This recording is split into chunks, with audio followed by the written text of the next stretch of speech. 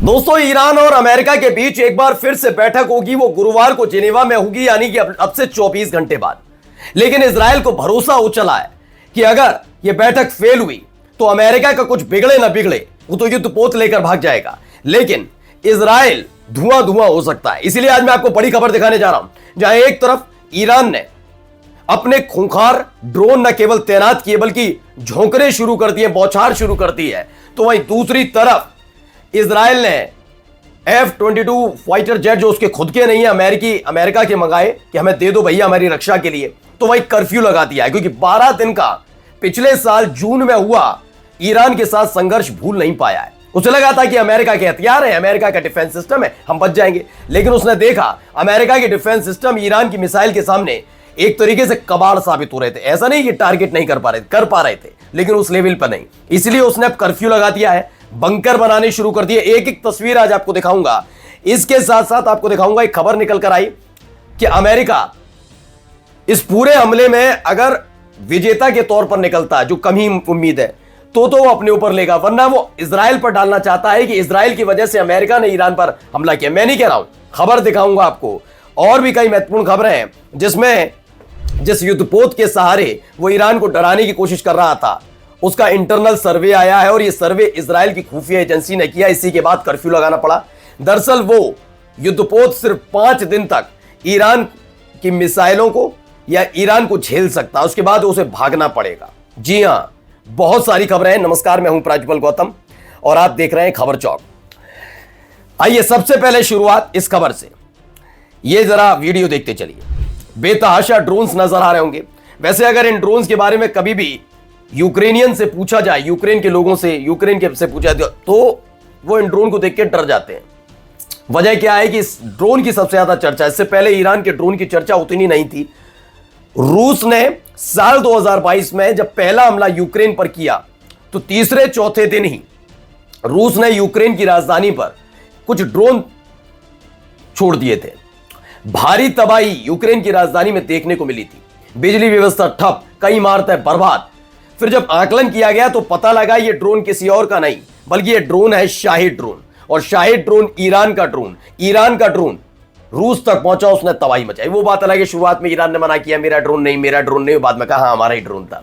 अब इस ड्रोन की ताकत इजराइल भी देख चुका है, क्योंकि जब लेबनान पहुंचा था और हिजबुल्लाह ने अटैक किया था, तब अमेरिका का एक फाइटर, जो एक आर्मी वो हेलीकॉप्टर होता है, चॉपर, वो इजराइल के सिसिलिया में बना हुआ नेतन्याहू के निजी आवास पर घूम रहा था। अचानक से एक ड्रोन जाता है, उसी हेलीकॉप्टर के बराबर से होकर गुजरता है और नेतन्याहू के घर पर जाकर गिर जाता है। वो बात अलग है, नेतन्याहू उस समय अपने घर में मौजूद नहीं थे तो बच गए। यानी अमेरिका के जो हथियार है, रडार है, किस तरीके से इन ड्रोन्स के सामने नतमस्तक है, समझिए। अब आइए हालात क्या हुए हैं इसके बाद ये तैनातियां की जा रही हैं।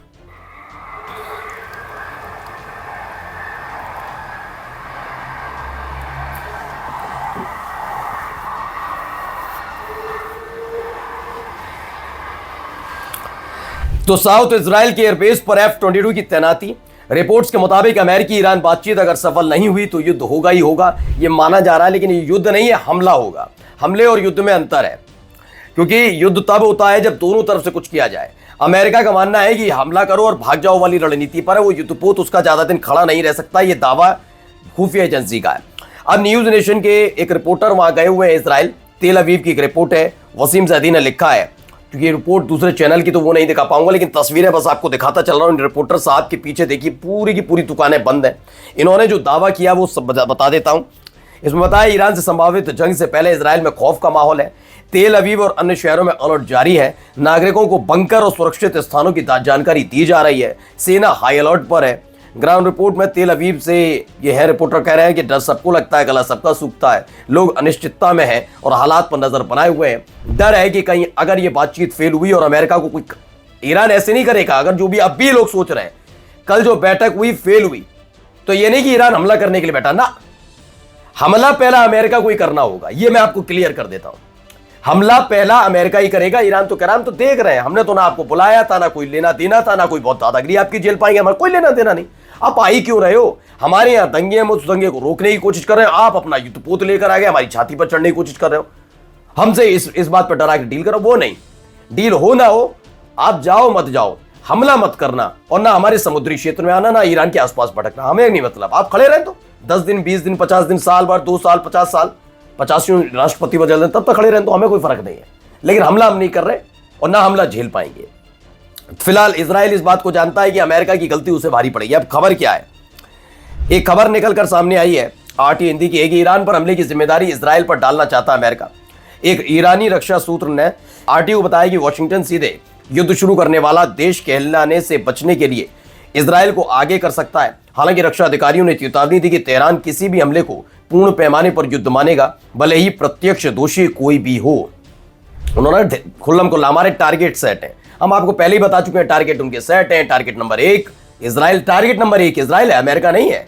टारगेट नंबर 1 इजराइल है और टारगेट नंबर 2 जो है वो अलग अलग देशों में बने हुए अमेरिकी बेस है।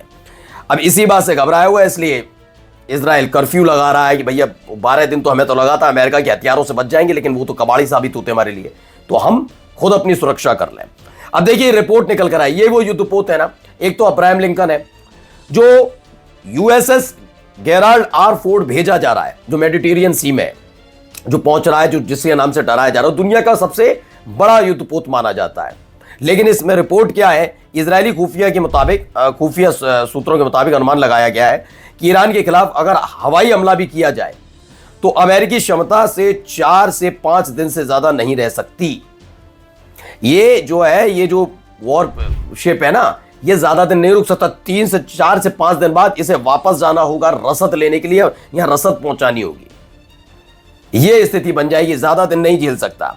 हमारे सहयोगी अमन ने भी आपको एक खबर दिखाई थी कल, जिसमें उन्होंने कतर और अलग अलग जगहों में, बहरीन में जहां जहां चूंकि स्ट्रेट ऑफ हॉर्मुज के पास है तो बड़ा आसान है कि ईरान पर हमला करने के लिए सबसे मुफीद देश है, लेकिन वो हमला नहीं करना चाहेंगे। इन सब के बीच जैसी खबर निकली थी उसके फौरन बाद ईरान ने तैयारी की। क्या तैयारी, ये देखिए आसमान में उड़ती हुई मिसाइल, ये क्लियर है, उसने वीडियो जारी करके बता रखा हमारी मिसाइल है, हमारे ड्रोन तैयार है, हम तो अमेरिका के बेस पर हमला करेंगे। वो बात अलग है कि अगर आपको लगता है कतर वालों को, सरकार को, बहरीन की सरकार को कि ये हमला है तो आप भी कर सकते हो, लेकिन हम तो पहले से बता रहे हैं आप अपने अमेरिकी बेस बंद कर दो या फिर अमेरिका से कहो यहां से चला जाए। अब देखिए एक के बाद एक ऐसे मिसाइलें दागी जा रही है। इसमें दावा है कि the IRGC practice mission strike on a replica of the US AI Dhafra base UAE में बने हुए US दाफरा बेस पर ये मिसाइल तानी गई हैं और इस संदेश पहुंचाया गया जिस पर तकरीबन 5000 अमेरिकी सैनिक इस समय तैनात हैं। हाहाकार मच सकता है, ये कोई बड़ी बात नहीं है, हालात भी बिगड़ सकते हैं वहां पर, ये अमेरिका भी जानता है। और जाते जाते खबर जरा देखिए एक की गिरफ्तारी और ईरान में, ये देखिए इनके सूटकेस को खोला गया, ये जांच नहीं करवाना चाहते थे। जब सूटकेस खोला गया तो उसमें स्टारलिंक और सैटेलाइट फोन्स बरामद हुए हैं। ये तस्वीरें भी निकलकर सामने आई हैं। दावा है कि ईरान ने एक डच डिप्लोमेट को गिरफ्तार किया है, जिनको जो एयरपोर्ट से जाना चाहते थे, हाथ में एक सूटकेस था, रोका गया कि क्या है इसमें, उन्होंने जांच नहीं करवाना चाहते, डिप्लोमेट हूं मेरा कैसे चेक कर लोगे। और जब उसको खोला गया तो उसमें ये सब चीजें निकली हैं। तो कौन कहां गद्दार बैठा है कुछ अता पता नहीं है। और इसीलिए कहा जाता है ईरान से कोई भी पंगा लेने से बचता है, क्योंकि ईरान एक बार अगर अपने दुश्मन को पकड़ता है तो फिर क्या हश्र होता है ये उसके दुश्मन अच्छे से जानते हैं। नमस्कार।